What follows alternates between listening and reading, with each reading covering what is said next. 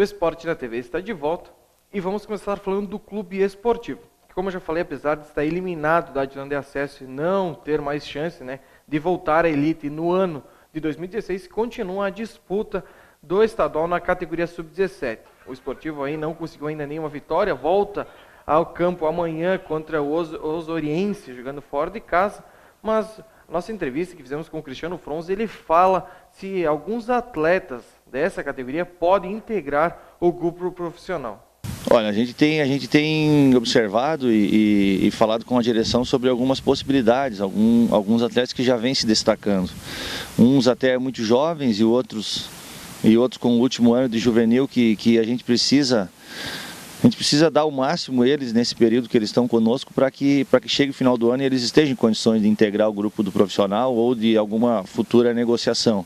A gente tem sim, mas a gente tem são perspectivas, e precisa trabalhar em cima dessa perspectiva para que a gente aprimore, para que a gente dê condições a esses meninos e esses meninos aí a partir disso sim, consigam desempenhar o trabalho que eles fazem conosco, e a partir disso o clube começar ou voltar a colher os frutos, continuar no caso a colher os frutos do nosso trabalho e do empenho também dos atletas, bem como da direção, enfim, o que o clube nos oferece para trabalhar, a gente faz o máximo para que o clube tenha ganhos com isso, com a venda ou com o aproveitamento dos atletas no profissional.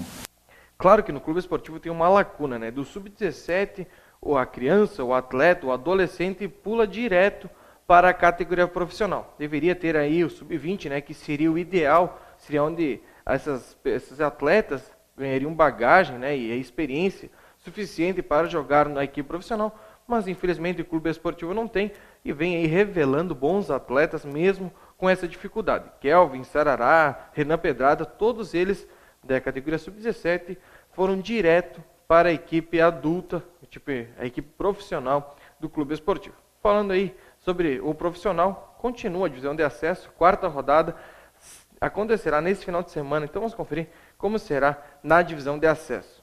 No grupo A, Santo Ângelo contra São Luís, Glória contra Brasil de Farroupilha, e no grupo B, Inter de Santa Maria contra Rio Grandense, Pelotas contra a equipe do Guarani de Venâncio Soares.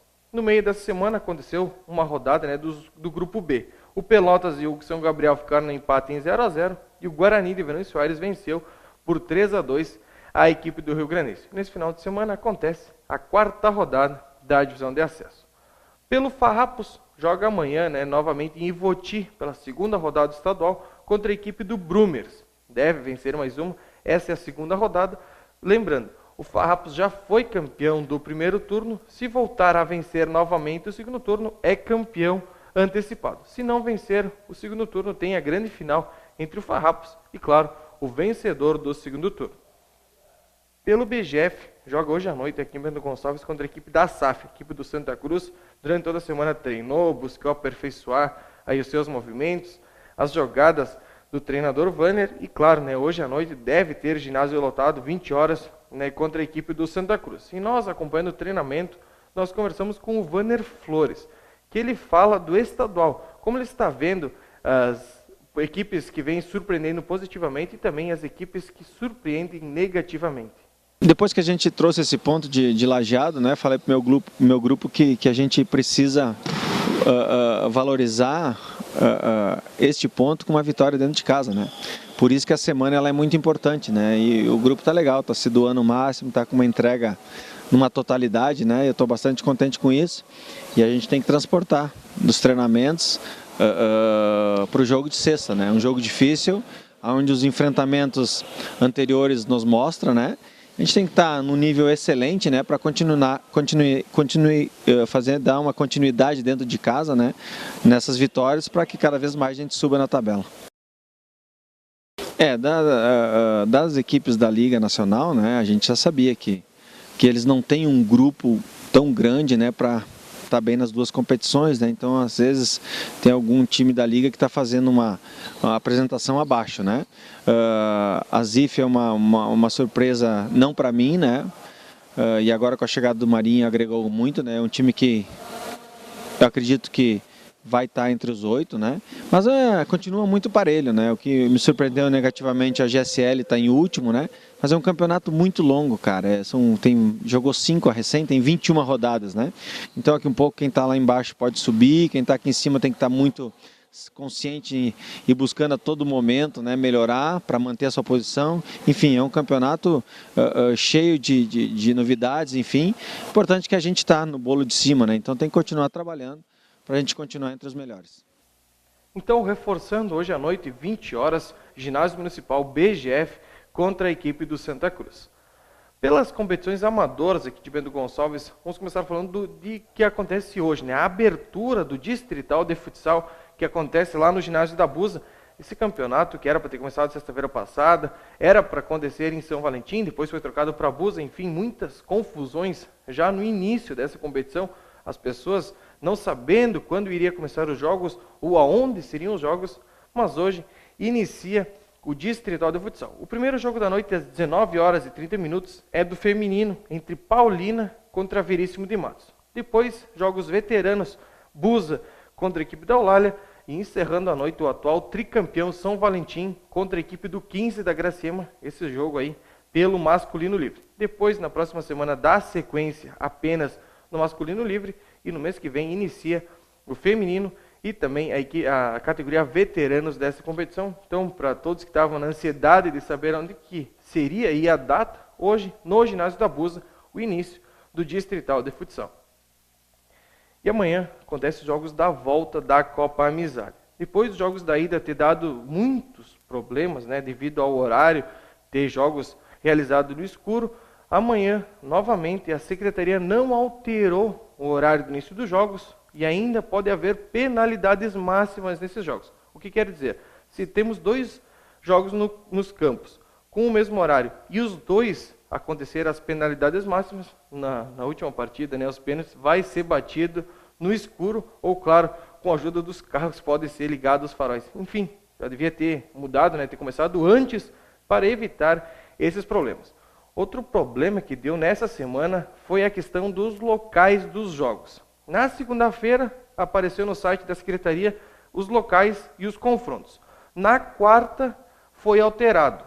E ontem foi alterado novamente, devido a muitas equipes reclamando em redes sociais, o pessoal da Secretaria respondendo, atletas, integrantes das equipes respondendo também, olha, mas vamos esperar que amanhã os jogos da volta aconteçam normalmente e se decida apenas dentro do gramado. Então vamos conferir como serão os locais e os jogos da volta da Copa Amizade. No Municipal, Capivara contra Racuna, Bola nas Costas contra União. Lá na Paulina, Colorado contra Missioneiros, Fronteira contra Dópola e Gafá. Em Tuiuti, até Cubanos contra Tandera, Supremo contra Edmais. E lá na Graciema, Real Madruga contra o Mônaco, Cruzeirinho contra a equipe do 8 da Graciema. Vamos lembrar aqui que 7 equipes têm a vantagem de vencer no primeiro jogo e jogam por um empate no segundo jogo. O jogo que deu empate entre Dopo e Fronteira, se acontecer novo empate, a decisão vai para os pênaltis. E lembrando, né, que não tem saldo de gols. As equipes que foram derrotadas no jogo de ida venceram por qualquer placar, a decisão também vai para as penalidades máximas. E o que chama a atenção, né, foi outra competição criada por integrantes da Copa Amizade, São Cristóvão, Cuduboso, Sem Freio e também a equipe do Copeiros vão realizar uma Copa paralela. Após ser eliminado da Copa Amizade, criaram outra Copa pelo descontentamento do formato dessa competição. Então fica aí, né, para a Secretaria rever seus conceitos e tentar agradar as equipes, né? O São Cristóvão, que foi a idealizadora dessa Copa Amizade, agora está aí na frente e criando outra Copa. Então fica aí o sucesso para essas 4 equipes e que possamos ter um futebol amador bem organizado, é o que nós esperamos. Pela Libertadores do Nordeste, domingo, acontecem os jogos de ida dessa competição. Então vamos conferir como serão os confrontos e os locais desses jogos. Em Flores da Cunha, Independente contra Ferroviário. Em Fagundes Varela, Botafogo contra Barracão. Em Caxias, Aliança contra Paranaguá. E em Vacaria, Linha Brasil contra a equipe do Rosário. A equipe representante aqui de Bento Gonçalves, a equipe do Barracão, né, durante essa semana se preparou, se mobilizou para essa partida. Ainda o Fernando não terá todos os seus jogadores à disposição, mas ele confia no seu grupo e ainda no último jogo, né, da primeira fase, ele comenta desse confronto contra a equipe do Botafogo. Com certeza, Budo. Acho que a equipe do Fagundes é debutante na Libertadores, mas no cenário do Amador, para mim, é uma das mais tradicionais que tem nessa competição Libertadores hoje. Mas com certeza, o Baracão tem um investimento alto, você é prova disso, acompanha nós jogo a jogo. E a gente sabe, respeitando muito a equipe do Fagundes, mas a gente vai lá domingo buscar um bom resultado para depois, aqui diante do nosso torcedor, alcançar essa classificação tão sonhada para uma semifinal. E nessa competição tem saldo de gols. Por exemplo, se o Barracão vencer por 2 gols de diferença lá em Fagundes Varela, pode perder por 1 gol de diferença aqui em Bento Gonçalves, sem ter o gol qualificado. Apenas o saldo de gol simples. Se tiver 2 empates, a decisão vai para prorrogação.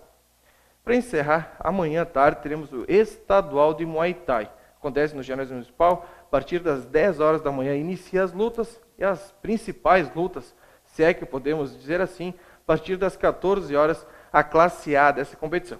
E um dos organizadores do evento, Eduardo Veríssimo, comenta desse grande evento que acontece amanhã no ginásio municipal. Na verdade, então, eu quero convidar a todos, porque para nós o nosso esporte é o que a gente ama fazer, a comparecer no ginásio municipal de esporte. As lutas vão começar às 10 horas da manhã. As lutas principais, como assim pode-se dizer, que é a classe A, vai iniciar às 14 horas. O ingresso é um brinquedo novo ou usado, em bom estado, que será doado numa campanha de Natal que a gente faz. E R$5 ou R$10 sem o brinquedo, para ter acesso ao ginásio.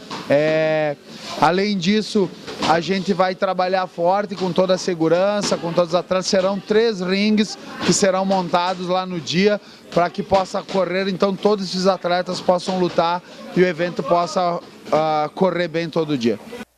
E a última informação é sobre o Estadual Master. O ano passado, 2 equipes aqui de Bento Gonçalves participaram, Esportivo e também a equipe do Bento. O Esportivo se sagrou campeão, mas esse ano o Esportivo não irá participar. A equipe do Bento ainda está na dúvida se irá jogar, mas o que se sabe é que das 6 equipes que haviam, entre aspas, confirmado a participação, o Esportivo desistiu. O Grêmio provavelmente não irá participar. Então, depois da morte do seu Florival, que era quem organizava essa competição, esse ano parece que não irá acontecer. É uma pena, né? O Estadual Master parar, e vamos ficar na torcida que pare só por esse ano, que o ano que vem possa voltar e voltar com força. Tá certo? Então, quem quiser mandar e-mail para o nosso programa é esportenatv@atvc.com.br. Quem quiser ver vídeos e notícias, acesse o nosso site, que é www.atvc.com.br. E eu volto aqui na segunda-feira repercutindo todo esse final de semana, que tem muito jogo aqui em Bento Gonçalves. Então, bom final de semana a todos e até segunda.